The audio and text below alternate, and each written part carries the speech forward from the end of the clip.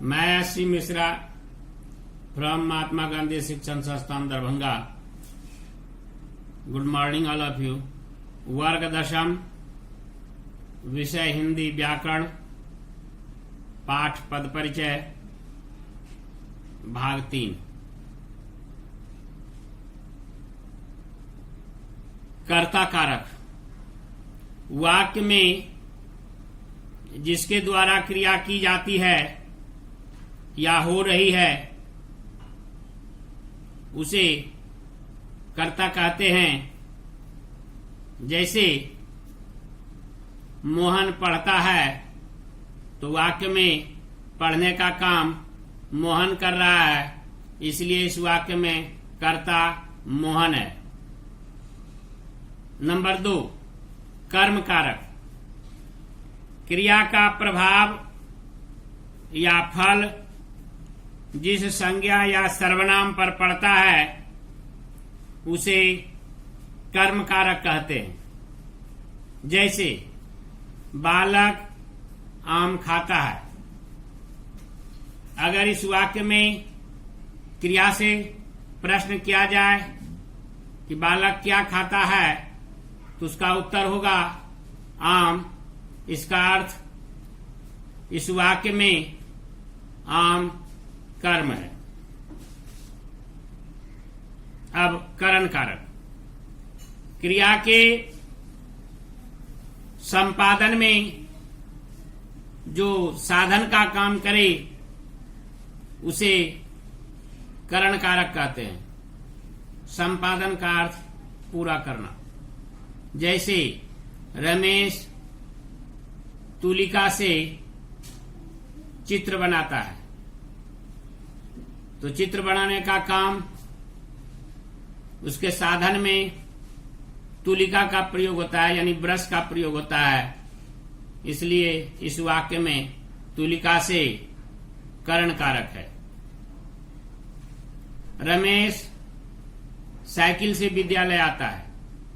विद्यालय आना वाक्य में क्रिया है। यहां विद्यालय आने का काम साइकिल से होता है, इसलिए साइकिल से करण कारक है। संप्रदान, जिसके लिए क्रिया की जाती है या जिसे कुछ दिया जाता है उन संज्ञा या सर्वनाम पदों में संप्रदान कारक होता है। जैसे छात्र ने शिक्षक के लिए पुस्तक लाया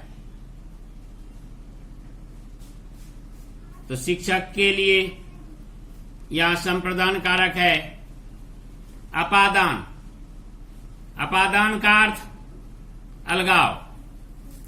संज्ञा या सर्वनाम के जिस रूप से अलग होने का बोध हो उसे अपादान कारक कहते हैं।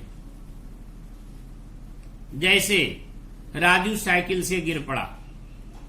यहां राजू और साइकिल के बीच जो से है वह इस चीज को बता रहा है कि राजू साइकिल से अलग हो चुका है। वृक्ष से पत्ते गिरते हैं, यहां भी अलगाव का बोध हो रहा है, इसलिए यह अपादान कारक का उदाहरण है।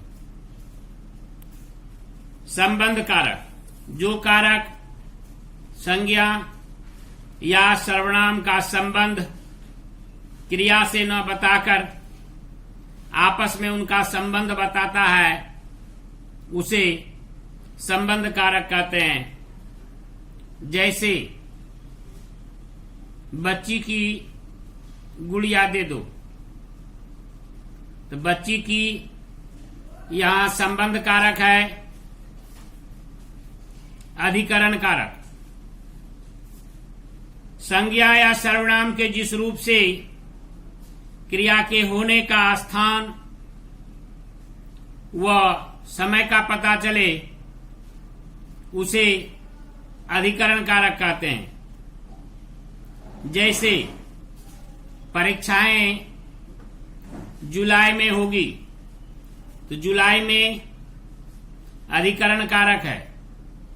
वर्ग में शिक्षक पढ़ा रहे हैं, इस वाक्य में वर्ग में अधिकरण कारक का उदाहरण है। संबोधन कारक संज्ञा अथवा सर्वनाम का वह रूप जिससे बुलाने या पुकारने का बोध हो उसे संबोधन कारक कहते हैं। जैसे ऐ लड़के यहां मत खेलो, हे राम मुझे बचाओ। धन्यवाद।